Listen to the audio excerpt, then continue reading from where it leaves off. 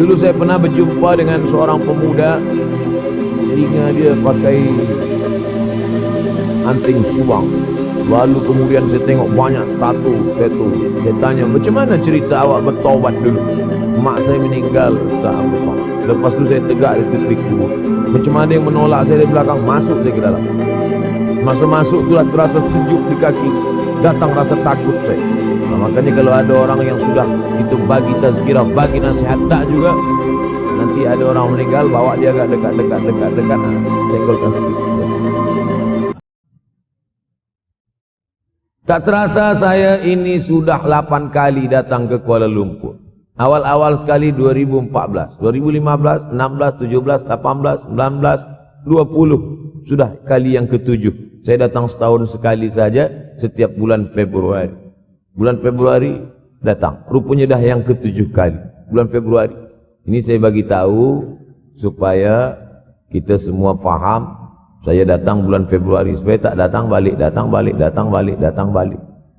Sekali datang dari tarikh 2 hingga 9. Pusing, balik. Rupanya sudah kali ke-7, ke-8 kali datang menyampaikan tazkirah. Tak terasa. Dulu saya datang kemari belajar di UKM tahun 2003. Sekarang sudah 2020. 17 tahun. Tak terasa. Yataqarabuz zaman. Tanda-tanda kiamat, fitnah akhir zaman sudah dekat adalah yataqarabuz zaman, kata Nabi SAW. Waktu tak terasa. Tak terasa dah engkau dah datang. Tak terasa waktu begitu cepat engkau sudah datang saja nak menagih hutang. Orang berhutang ni pun rupanya tak terasa juga orang datang. Yang memberi pinjaman pula terasa lama betul. Apakah beza antara 5 minit dulu dengan 5 minit sekarang? Sama. Apakah beza antara 24 hours, 24 jam dulu dengan 24 jam zaman Nabi dengan 24 jam zaman sekarang? Sama. Tak ada beza. Mataharinya sama, bulannya sama, buminya sama. Yang berkeliling mengelilingi matahari sama. Apa yang membuat berbeza? Apa yang membuat zaman itu yataqarabuz zaman? Ada hal-hal yang membuat kita sibuk. Dulu tak ada google.com, dulu tak ada Facebook, dulu tak ada Twitter, dulu tak ada BBM, dulu tak ada Instagram. Sekarang waktu habis. Bila kita tanya orang mana yang lebih lama, 5 minit atau 50 minit, semuanya sepakat mengatakan 50 minit lama, 5 minit kejap.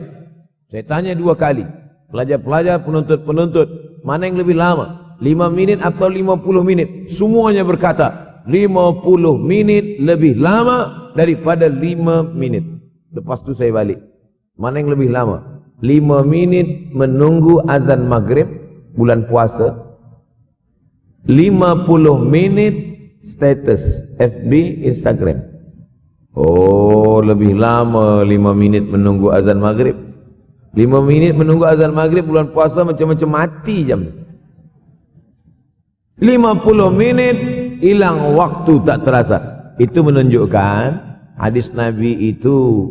Semakin saya baca hadis Nabi, makin kuat keyakinan saya, makin kuat iman saya, makin hilang keraguan saya bahwa yang berbicara ini bukan manusia biasa, tapi dia dapat wahyu dari Allah. Wa ma yantiqu 'anil hawa in huwa illa wahyun yuha, melainkan wahyu dari Allah Subhanahu wa taala. Yataqarabuz zaman, masa begitu cepat berlalu tak terasa. Sebulan seperti sepekan, sepekan seperti sehari, sehari seperti sesaat. Akhirnya kita pun kehilangan waktu, habis. Saya Ustaz Abdul Samad, memang zaman ni tak terasa cepat betul. Rasa-rasa kejap dah bulan Ramadan. Tak terasa baru saja Idul Fitri dah masuk pula lagi. Masya Allah, begitu cepatnya masa berlalu. Maka jangan sampai kita, semakin saya baca hadis ni, semakin kuat keyakinan saya bahwa Nabi Muhammad sallallahu alaihi wasallam mendapat wahyu dari Allah Subhanahu wa taala. Semakin kuat keyakinan dan keimanan. Kenapa? Seandainya Nabi berkata zaman nanti di akhir zaman itu semakin cepat, semakin dekat, semakin berlalu tak terasa, tapi kemudian zaman yang kita lalui tak sama seperti yang dikatakan Nabi. Mungkin datang juga keraguan dalam hati, betulkah ini? Tapi ternyata 1441 tahun lampau, 1440 tahun yang lalu Nabi mengatakan, dan hari ini terbukti zaman begitu cepat berlalu.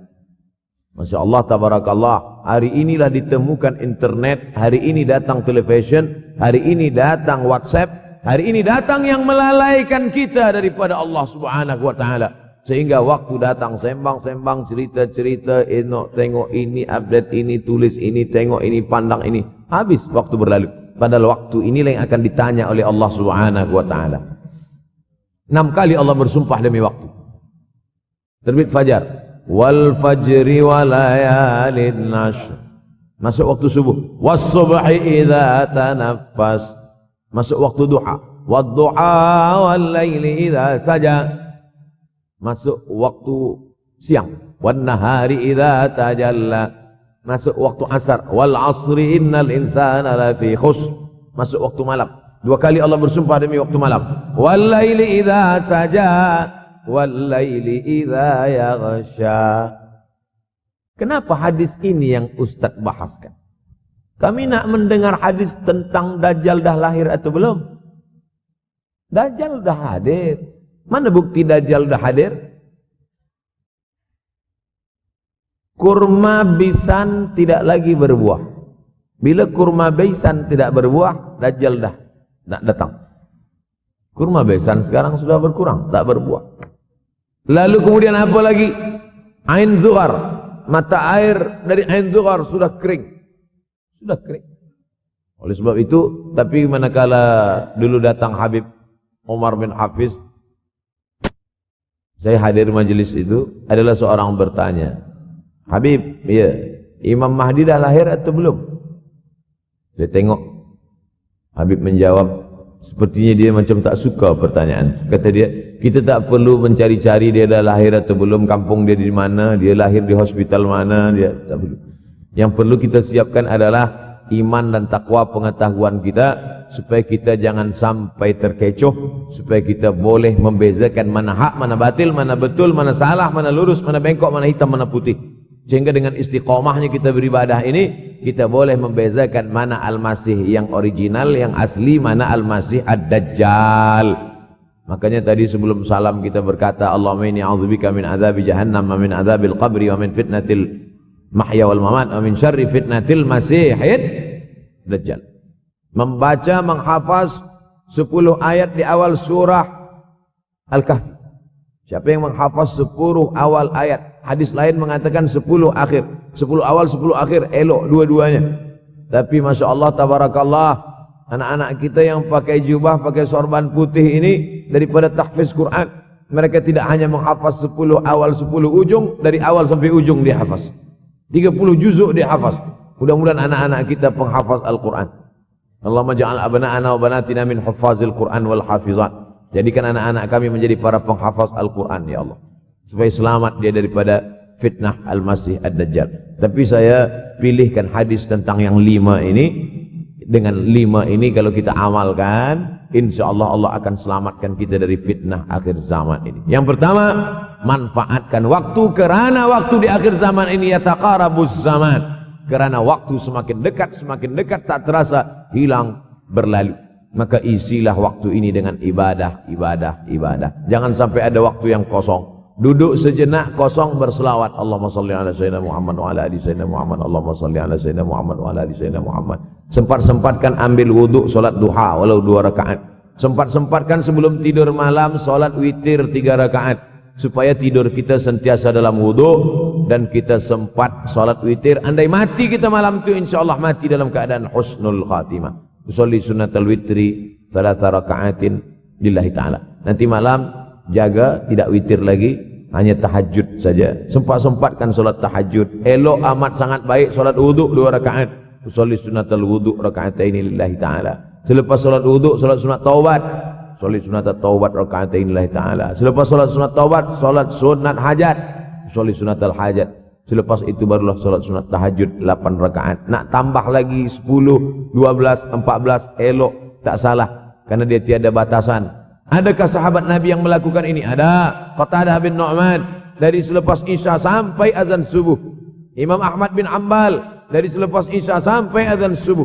Bahkan mereka menghatamkan Al-Quran dalam tahajud mereka. Maka bahkan ada imam yang disebut dengan As-Sajjad, kerana banyak sujud kepada Allah Subhanahu wa ta'ala. Kerana akhir zaman ini godaan begitu besar.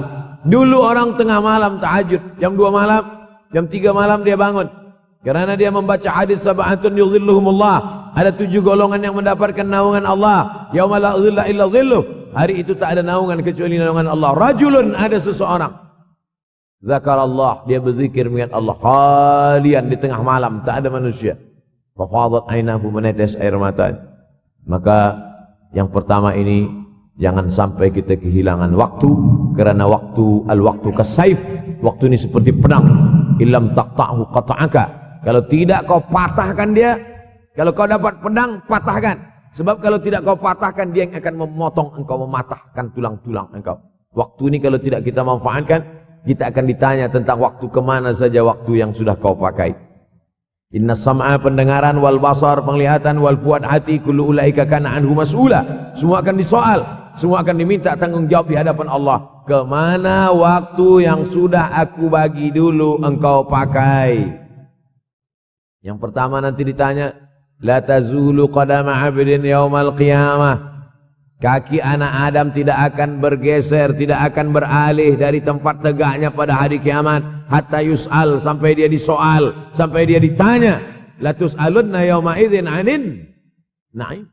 Banyak yang akan ditanya nanti. Tapi Nabi bagi tahu, di antara yang akan ditanya dari sekian banyak nikmat itu 4. Yang pertama, an umrihi fima afnah. Umur kemana engkau habiskan? Hari ini ada anak-anak muda belia umurnya 17 tahun. 17 tahun habis menghafaz Al-Quran. 17 tahun habis iktikaf dalam masjid. 17 tahun habis berzikir, berjubah, bersorban, mengabdikan ilmu, berkhidmat kepada ulama. 17 tahun habis. Tapi ada pula yang dibalik, 71 tahun habis. Rumah, office, kopi, rumah, office, kopi, rumah, office, kopi, batuk, mati habis. Apa yang dapat kita bawa menghadap Allah SWT? Yang pertama, yataqarabuz zaman. Yang kedua adalah wa yanqusul ilmu. Ilmu semakin berkurang. Kalau sudah ilmu berkurang, apa yang bertambah? Jahil. Kalau ilmu bertambah, jahil berkurang. Kalau ilmu berkurang, jahil bertambah. Mana ada orang jahil cakapnya didengar orang? Saya dulu awal-awal membaca hadis ini. Wa yanqusul ilmu. Ilmu berkurang, jahil bertambah. Rasanya tak mungkin, tak logik, tak masuk akal. Mana ada orang tak berilmu cakap dia didengar? Sekarang baru saya faham.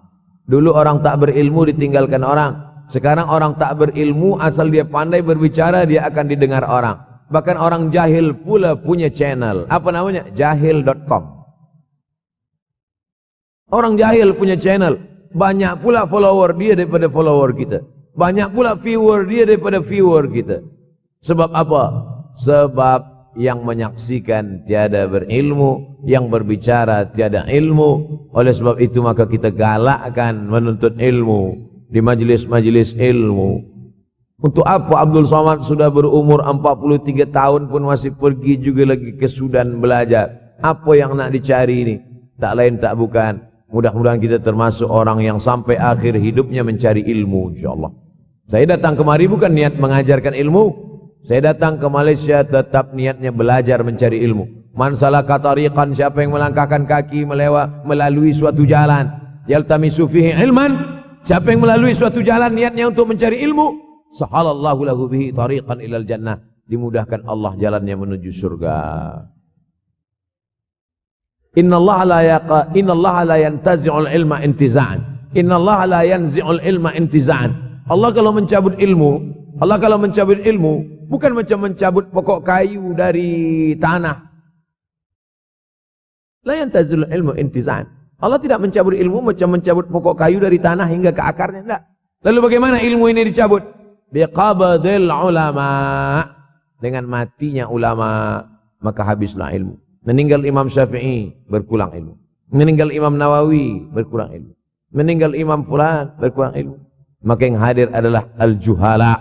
Yang lebih menakutkan lagi adalah al-juhala bithawbil ulama. Orang jahil dengan pakaian ulama. Abdul Somad tidak mengatakan dirinya ulama. Saya selalunya membacakan ayat Quran, membacakan hadis Nabi, menyampaikan fatwa ulama. Tak pernah saya berceramah, bertausiah. Menurut saya, siapa saya? Siapa kita? Syafi'i manusia, saya manusia. Syafi'i boleh berfatwa, saya juga boleh berfatwa. Imam Syafi'i berfatwa, Al-Quran 30 juzuk dalam kepala dia. Kita juzuk 30 pun kadang-kadang hilang. Imam Syafi'i balik dari masjid ke rumah, dia tutup telinga. Datang orang bertanya, Syafi'i, iya, kenapa engkau tutup telinga? Sebab bila aku dengar dari masjid ke rumah, semua yang aku dengar masuk tu semua aku ingat. Aku takut dia ingat di dalam, maka aku tutup. Kita, yang saya sampaikan tadi pun tak ingat. Oh, Ustaz mengejek kami, enggak. Jangankan yang mendengarkan, yang bercakap pun tak ingat. Nasib baik datang orang Jepun mengingatkan kita. Nah ini, nama dia Sony. Manusia ini lupa. Oleh sebab itu maka yang kedua, akhir zaman, wa yanqusul ilmu makin kurang. Maka bersyukur anak-anak yang dimasukkan ke rumah tahfiz. Kalau ada rumah tahfiz di kampung biasa, kalau ada rumah tahfiz di desa, dusun biasa, tapi ada tahfiz di tengah kota besar Kuala Lumpur, masih ada lagi rumah tahfiz Quran. Siapa yang mewakafkan rumah tahfiz? Siapa yang memberikan beras? Siapa yang memberikan duit? Siapa yang memberikan belanja? Siapa yang mengirimkan ustaz? Masya Allah, tabarakallah. Maka ini semua, mudah-mudahan kita istiqamah semuanya insyaAllah. Supaya apa? Supaya lahirlah anak-anak kita yang alim, berilmu. Karena ini makin banyak orang jahil. Al-taw bi ghairi ilmin, memberikan tazkirah, fatwa tanpa ilmu. Dhalla wa adalla, dhallu wa adallu. Sesat, menyesatkan. Kalau setakat sesat saja, ini sudahlah sesat, menyesatkan. Na'udzubillah. Masuk yang ketiga. Yang ketiga adalah wa yanqusul ilmu, setelah habisnya ilmu-ilmu ini semua dicabut oleh Allah Subhanahu wa taala, lalu kemudian setelah ilmu dicabut Allah Subhanahu wa taala, wa yulqas syuh. Wa may yuqashuh, sin dengan hak kecil. Wa may yuqashuh nafsihi fa ulaika humul muflihun. Siapa yang selamat daripada sifat syuh, itulah orang yang beruntung. Hayya 'alal falah, mari kita menuju keberuntungan, kemenangan. Siapa orang yang menang? Selamat daripada sifat syuh. Ada orang menerjemahkan syuh ini pelit, bakhil. Bakhil ada yang lebih parah daripada bakhil. Syuh. Bakhil ini, bakhil tidak ingin memberikan uangnya untuk orang lain. Itu bakhil. Dia ada uang 10 ringgit. Uang itu hanya dia makan saja. Dia tak mau walaupun setengah sen kepada orang lain. Itu namanya bakhil. Kalau syuh ini, duit dia simpan, duit orang pula dia makan. Nah itu syuh. Jadi lebih parah lagi. Oleh sebab itu kalau sudah ilmu ini dicabut, orang menjadi jahil, maka datang penyakit syuh yang ketiga. Apa itu syuh? Hubbud dunya, hubbul mal, wa tuhibbul mala hubban jamma. Engkau sayang kepada harta amat sangat sayang. Dia pegang semuanya sampai tak meleleh, tak menetes walaupun satu tetes. Akhirnya mereka inilah pendusta-pendusta agama. Ara'aital ladzi yukadzibu biddin. Tahukah kamu siapa itu yang mendustakan agama? Fadzalikal ladzi yad'ul yatim. Mereka itu yang membiarkan anak yatim. Wala yahuddu ala ta'amil miskin. Dia tidak mempedulikan makanan orang miskin. Sebab apa? Bukan sebab tak ada harta, sebab syuh. Kenapa syuh? Sebab tak ada ilmu. Tak ada ilmu tentang akhirat. Dia pegang, dia simpan, mati, habis. Yang dia bawa hanyalah 1, 2, 3 helai kain kafan saja. Itulah mengapa Sultan Turki, Sultan Muhammad Al-Fatih, Sultan Abdul Hamid. Coba tengok gambar Sultan Muhammad Al-Fatih, Sultan Abdul Hamid Turki dulu. Sorban dia besar-besar. Saya dulu terkejut, lama saya tengok. Kenapa sorban orang Turki ini besar-besar? Lama-lama saya baca, rupanya sorban orang Turki itu kain kafan. Tuan-tuan, balik dari sini beli kain kafan 2 meter. Ikatkan kepala, bawa semayang. Supaya ingat mati. Bolehkah menyiapkan kain kafan? Baca kitab Tambihul Mughtarrin, peringatan bagi orang-orang yang tertipu. Di situ ditunjukkan banyak ulama, bahkan mereka menggali tanah di dalam rumahnya. Malam-malam dia tahajud, selepas tahajud dia duduk di dalam tanah itu supaya terasa bagaimana rasanya mati. Gali tanah 2 meter, masuk ke dalam. Tapi kalau nak buat itu kita saja dengan Allah. Jangan pula, banyak juga orang sekarang udah gali tanah masuk ke dalam, streaming pula. Hai guys, nak rasakan mata, mana boleh terasa. Kita saja masuk ke dalam, rasakan macam mana rasa. Sebab kalau cakap saja, marilah kita ingat mati, takutlah kita pada mati, kita tak tahu bagaimana rasa mati. Kalau nak merasakan bagaimana rasa mati, nanti kalau ada orang mati meninggal dunia, masuk kita ke dalam, kita sambut jenazah, kita letakkan, kita duduk, rasakan. Ketika Fatimah meninggal, Fatimah mak Sayyidina Ali meninggal, Nabi masuk ke liang lahat.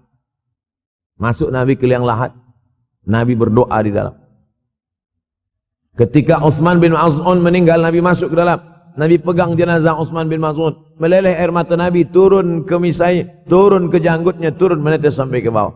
Merasakan bagaimana rasanya di dalam. Dulu saya pernah berjumpa dengan seorang pemuda, telinga dia pakai anting subang. Lalu kemudian saya tengok banyak tato dia. Saya tanya, macam mana cerita awak bertaubat dulu? Mak saya meninggal, Ustaz Abdul Somad. Lepas tu saya tegak di tepi kubur. Macam mana yang menolak saya dari belakang, masuk saya ke dalam. Masa masuk itulah terasa sejuk di kaki. Datang rasa takut saya. Makanya kalau ada orang yang sudah kita bagi tazkirah, bagi nasihat, tak juga. Nanti ada orang meninggal, bawa dia agak dekat. Senggolkan sikit, jatuh. Gitu caranya supaya kita terasa mati ini. Supaya apa? Hilangkan penyakit syuh, cinta harta, takut mati, dan membuat kita menjadi bakhil, pelit. Na'udzubillah.